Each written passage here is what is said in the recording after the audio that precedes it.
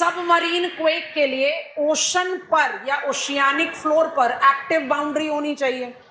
तो हमने सबसे पहले ब्लैक मार्कर का इस्तेमाल करके, ये आपके स्कूल एटलसेस में मैप है, starting from southern Andhra Pradesh, Tamil Nadu to coastal Kerala, ये एरिया है जो इंडिया में सुनामी प्रोन हाईलाइटेड होता है। ऐसा क्यों है कि बे ऑफ बंगाल शोर पर आप सुनामी प्रोन लोकेशन जस्टिफाई करते हो और अंडमान या अरेबियन सी की तरफ नहीं करते हो? तो उसको जस्टिफाई करने के लिए आपको बताया कि बे ऑफ बंगाल में हमारे पास एक्टिव सबमरीन प्लेट बाउंड्री है, जो किसके साथ रिलेट कर रही है? ट्रेंच बनते हैं जब सबडक्शन होता है। अंडमान निकोबार आइलैंड्स हम सब पहचानते हैं, सुमात्रा और जावा आइलैंड के बीच में entry and exit point of Indian ocean region Sunda strait पढ़ा है आपने। ये one of the lengthiest trenches of the world है, जिसमें Java trench is a deep point, ये भी सबडक्शन जोन है। तो मेरे पास ओशन में, बे ऑफ बंगाल में और इंडियन ओशन में एक्टिव ओशियानिक बाउंड्री है, तो यहां पर सबमरीन क्वेक होगा। बांडा आर्च में आया था अर्थक्वेक 2004 में, जिसने सुनामी ट्रिगर करा था, जो हमने एक्सपीरियंस किया था। Banda Aceh right here in Sumatra island was the epicentre.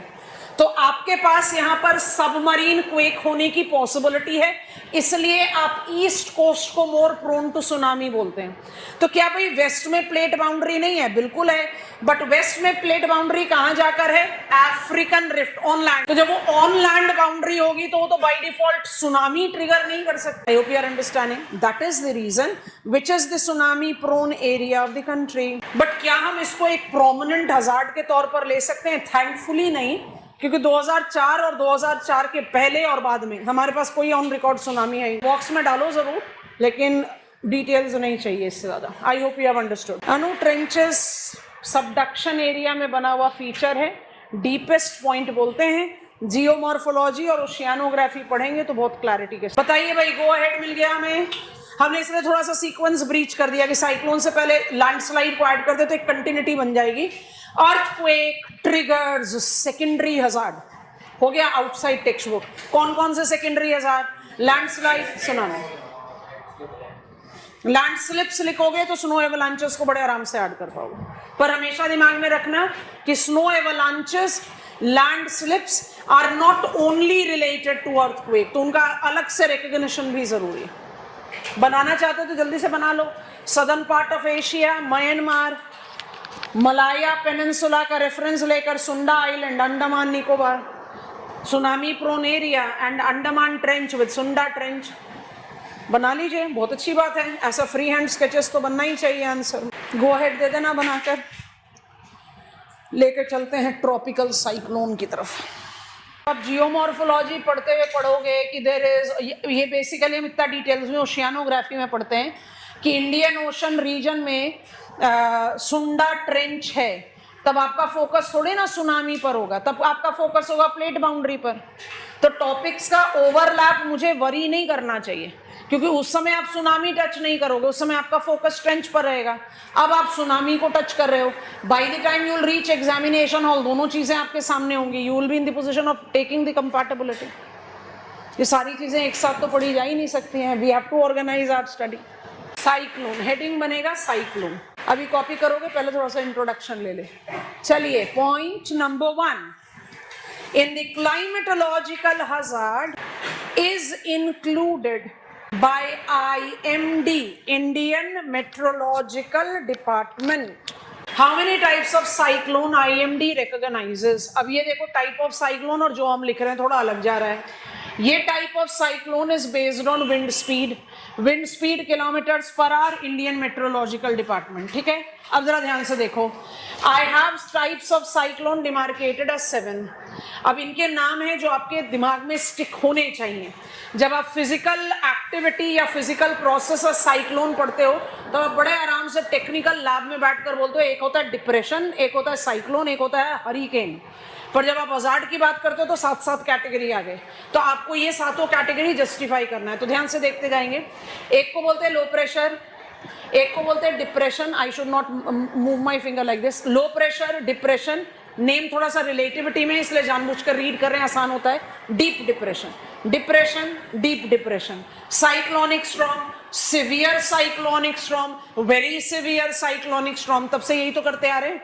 Very high risk, moderate risk, वही वाला काम कर रहे हैं। और जो 7th कैटेगरी है वो सुपर साइक्लोन, मतलब आपके पास साइक्लोनिक स्टॉर्म के 3 कैटेगरी हो गए। नाम अपने आप ही बता रहा है कि आपको विंड वेलोसिटी बढ़ानी है, और जो हाईएस्ट वेलोसिटी हो गया वो क्या हो गया, सुपर साइक्लोन।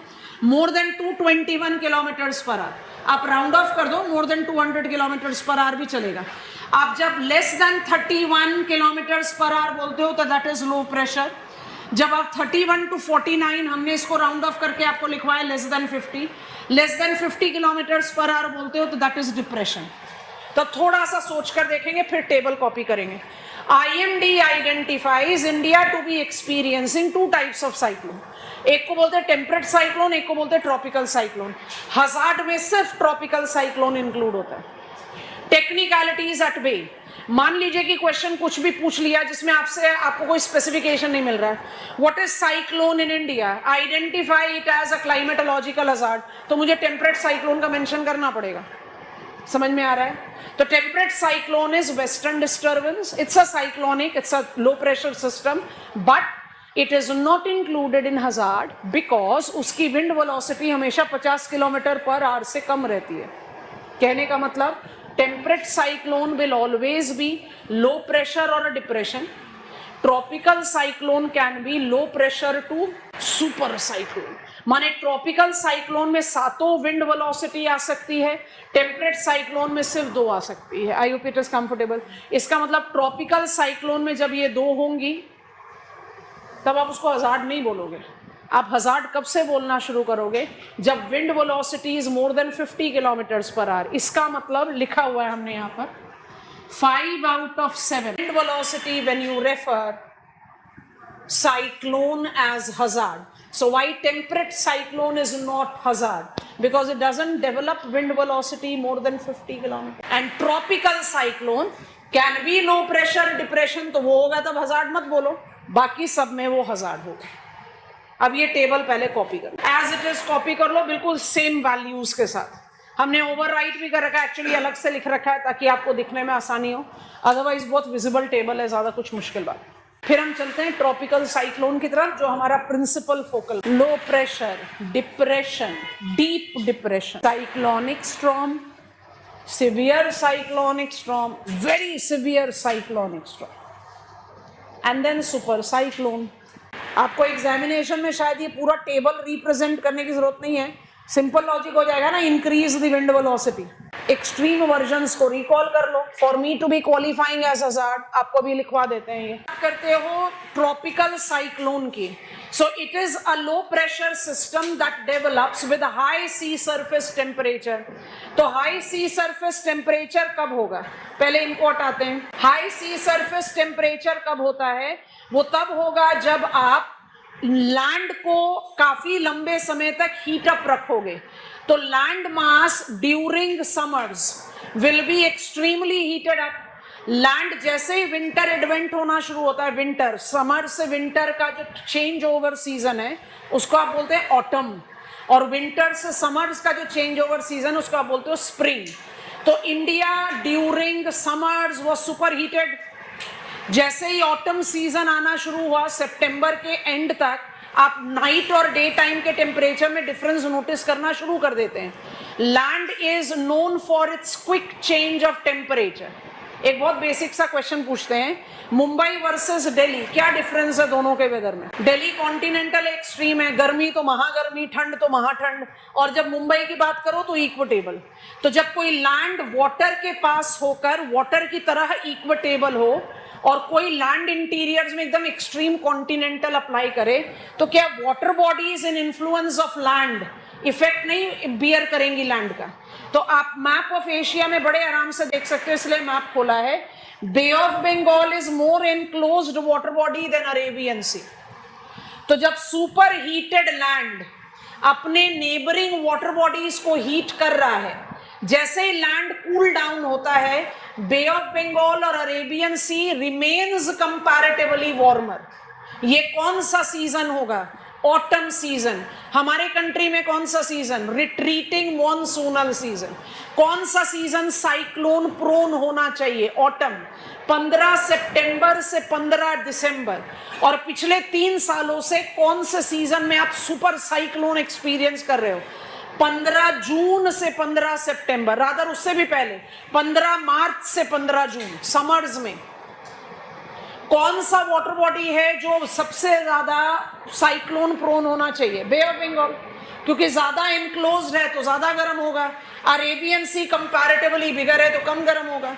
और पिछले 3 सालों से आपको यहां ज्यादा साइक्लोन दिखाई दे रहे हैं। तो जब तक ये नहीं पता होगा कि नॉर्मल क्या है, कैसे जज करोगे कि अब नॉर्मल हो रहा है?